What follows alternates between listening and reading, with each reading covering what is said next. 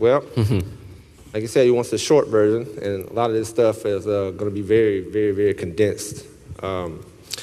So I was kind of born into a family with drugs, alcohol, not a lot of guidance, support, any of that stuff.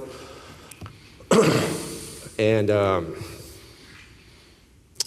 got in some trouble early on, about 18 years old, and ended up getting basically sentenced to 10 years in prison, right? So I'll do my time in prison. How many years in prison did you go from 18? 8 years, 9 months, 12 days. 8 years, 9 months, and 12 days. 18-year-old young man, 8 years, 9 months, and 12 days he's in prison. Go ahead. And so I do my time in prison. I get released. I have a conditional release, so it's basically parole. I'm 28 years old. Don't really have, like I said, any support system, any family, any guidance. I get out. Hold on. How old are you? How old are you? At the time I got out, 28, 36. 28. Oh, you're 36 now. Okay, so it's been an 8-year transition from the day he got out. Yep. And so my first few weeks out, basically homeless. I was staying at Lighthouse Ministries in Lakeland. Really not having no clue what to do, where to go, but I just kept a good attitude, using a little bit of help I can get for anybody, a little bit of food, a little bit of money, or a ride, any money to catch the bus. And one day I was in the gym, and some guys were messing with me, and they said I had a good attitude, and they were like, hey, man, you need a job? I'm like, yeah, sure. So they told me to show up to this plumbing company. So I showed up to the plumbing company. The plumbing company's like, hey, man, come back the next day with your boots on, ready to work, all right? So I come back the next day. They give me a shovel, and, man, I dug ditches for 2-3 months nonstop. But I didn't care. I was just happy to be making $10 an hour and doing something constructive with my life. In that time, I went to a motel, which is a pay-by-week motel, and with the hours the plumbing company was giving me, I basically couldn't afford to stay there. So the plumbing company was like, hey, there's this electrical company, needs some help. We're more than happy if you just, want to go over there, get your 40 hours, because we understand. Go over to the electrical company. Now, that's where my career started. And my career started with a shovel.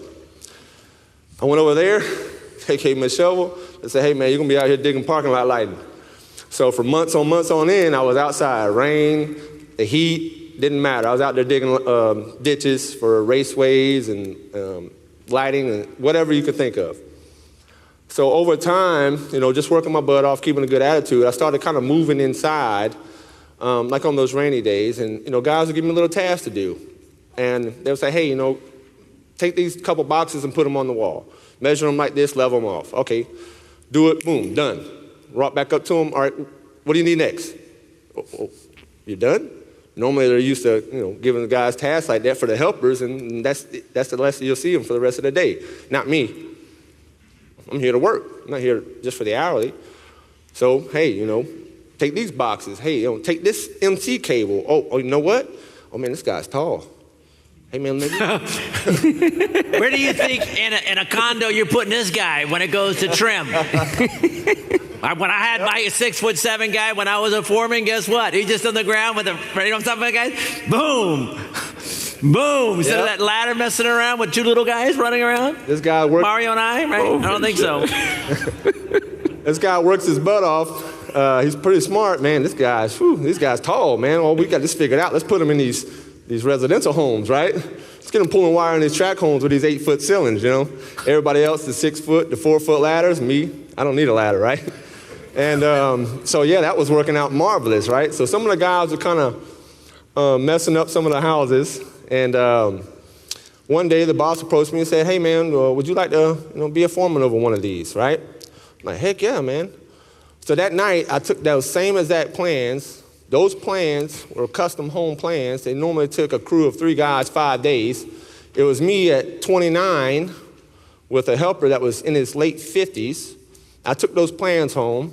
I made a material list. I made a game plan. I color-coded everything. When I got to work, I put my headphones on. I showed him exactly what colors he was going to do, how we were going to do it, and we knocked out 2 of them in 6 days.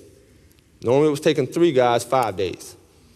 I told my boss on the 6th day, hey, we don't have anything left to do. He said, well, go to the next house. I said, we've already done it. He said, no, no, no. Go to the next house. I said, both of them are done. Bull crap. Car comes speeding down the road, right? Tires squealing when he pulls up. He gets out that car, storms inside, looks up, and he goes,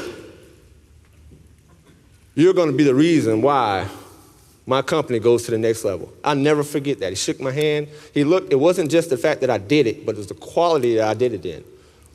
Because I never got into this to work hourly. I wanted to be good. So then realizing I was good at what I was doing, I said, well, let me go to school. So I enrolled myself in a trade school. And as I got into the trade school, listening to guys, hey, man, there's this license out there. You can get licensed, so I can get me some knowledge, get good at what I'm doing, right? So I'm going out to the journeyman's license. About midway through, I hear some of the older gentlemen talking to me. I really key in. As Mike says, listen to some of these older guys, more experience, right? Tie yourself to them. So I'm listening to them say, hey, man, you're smart. Bypass it. The journeyman's and the masters are about the same. There's the difference in questions and whatnot. But, man, you can pass that all day. So I said, you know what? About midway through, you know what? I think that I'm going to do that. So then I started researching, and I come across Mike Holt's program, right? I'm watching all of his YouTube videos, all of the old videos, anything I can think of that had Mike Holt on it, right? So I get online, I see the price and the cost, and mind you, at this time, I'm probably about 2.5 years into the trade. I'm making $13, $14 an hour. I got a kid. She's, with me and my wife, we're both about the same in income, and we got daycare, which if anybody in here experienced daycare, you know what the weekly prices on that is. So I'm like, man, there's this program, this master electrician program, the complete library. And so I told my wife, I said, listen, I'm going to take our income tax, and I'm going to buy that program. And with your income tax, you're paying off debt, you might take a trip. My wife looked at me and said, baby, you sure? I said, man, well, I don't want to cuss, but yeah, I'm sure, right? Put it like that. And about 4 months into that program, at that point I had graduated school, I started realizing oh, I can pass this. I'm really good at this. I ended up moving into the commercial realm, and the commercial project manager, I got him working out with me because I like to exercise, stay in shape. And one day we were exercising, and he just drops the weight, looks at me and says, what are you waiting on? Man, go take the test. You're going to pass it, right? That gave me the confidence, I was like, well, I'm going to schedule the test, man. I'm going to schedule my test 2 weeks out. I scheduled that test 2 weeks out. I took my 1 week of vacation time. Yep.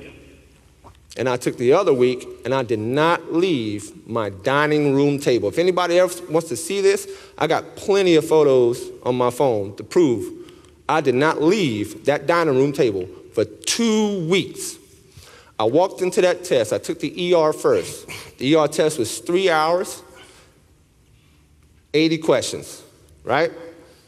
I walked in there, 45 minutes, walked out, pages smoking, passed it, first try, without a thought.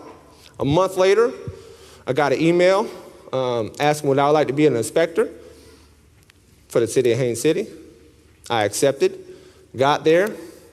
That week, I wanted to prove to them my value to them, that I wasn't just another employee, that I wasn't just a regular guy. So that weekend, that same weekend of my hire date, I took the ICC 5-hour, 100-question master electrician exam. I took the electrical plans examiner exam. I took the commercial electrical exam, and I also took the residential electrical inspector exam. Passed them all from Saturday to Sunday. I got a email at 2 in the morning of me passing my last one. My wife at 8 o'clock that night said, all right, baby, I'm going to bed. I said, turn on the coffee. I got one more to take. So I did all of that, and then I realized after I was done with that, I'm like, well, what's next? And I seen that there was this EC license, right? I'm like, man, this thing right here has potential to take me to another level, right? Just another accreditation for myself. Maybe I can open a company, see what that might be like. So a month later, scheduled the exam, studied Mike Holt's program, went in there, smoked it. I've never failed a test since I've been doing this. Not in school, not now. And it's guys like Mike Holt, midway through my studying, I started buying collar shirts. I asked my company owner, Hey, do you mind if I get my own collar shirts embroidered with your logo on them? Sure. I started tucking in my shirts. No matter what, when it came untucked, I tucked it back in. I made sure I was clean shaven every day. It's holding yourself to a standard, right? You can only hold yourself accountable. We can't do it. You gotta wanna change, right? There's plenty of opportunities out here in the world. It's up to you to change. I changed my life, not just for myself, but for my family. So let me say this, during that process, right? I missed time with my daughter. I want you to understand that. My daughter would bang on that door when I would lock myself in the room studying and ask, Daddy, will you play Play-Doh with me? You see the effect that it's having on me, right? I can never get that back. But my daughter lives a good life now. So everybody in this room can change their outcomes. You don't have to take what life has given you. Just because you were given unfair circumstances. You don't have to take what life has given you. Life is all about what you can get out of it. And I'm here today, man, just to thank everybody here, especially this guy here, because he changed my life. Thank you.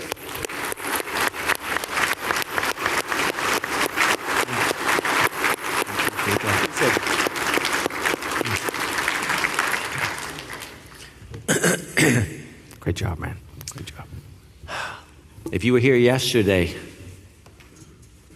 does he amplify every single word that I said yesterday? How many guys were here yesterday? Right? Right, Brandon? Every single word. It's like he wasn't here yesterday. It was like he was here and he was repeating every single thing that I was trying to say. You heard about how he was studying, right? He wasn't studying an hour and a half a day. He was killing it.